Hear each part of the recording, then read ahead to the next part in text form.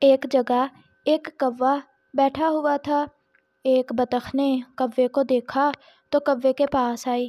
اس نے سلام کے بعد پوچھا، تم آج کھوئے ہوئے سے لگ رہے ہو؟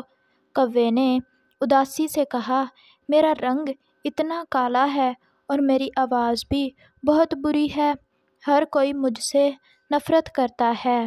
بطخ نے کوے کو سمجھایا کہ سیرت صورت سے زیادہ اہم ہے۔ بطخ نے کوے کو آسان طریقے سے سمجھانے کا فیصلہ کیا۔ اس نے کوے کو ایک کہانی سنانی شروع کی۔ ایک جنگل میں کہیں سے ایک طوطا آ گیا۔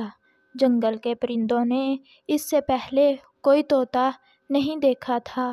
طوطا نہایت خوبصورت تھا، اس کی آواز بھی بہت اچھی تھی۔ تمام پرندے طوطے کے ساتھ بیٹھا کرتے تھے اور خوشی محسوس کرتے تھے۔ نتیجہ یہ ہوا کہ طوطا مغرور ہو گیا۔ اس نے تمام پرندوں کے الٹے سیدھے نام رکھ دیے اور ان پر طنز کرنے لگا۔ جلد ہی سارے پرندے طوطے سے دور ہو گئے اور طوطا اکیلا رہ گیا، کیونکہ جنگل میں ایک ہدہد آیا تھا۔ وہ خوبصورت ہونے کے ساتھ خوبصیرت بھی تھا۔ وہ دوسرے پرندوں کی مدد کر کے خوشی محسوس کرتا تھا۔ آہستہ آہستہ تمام پرندے طوطے سے دور ہو گئے اور ہدہد سے دوستی کر لی۔ اسی وقت کوے کو ایک خرگوش نظر آیا۔ کوے نے کہا، گوشی بھائی کہاں جا رہے ہو؟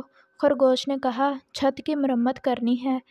کوا گوشی کی مدد کرنے اس کے ساتھ اس کے گھر کی جانب چلا گیا۔ کوے کو خوش دیکھ کر بطخ بھی مطمئن ہو گئی۔ اگر آپ کو ہماری ویڈیو اچھی لگی ہو تو ویڈیو کو لائک کریں اور پلیز چینل کو بھی سبسکرائب کر دیا کریں۔ شکریہ۔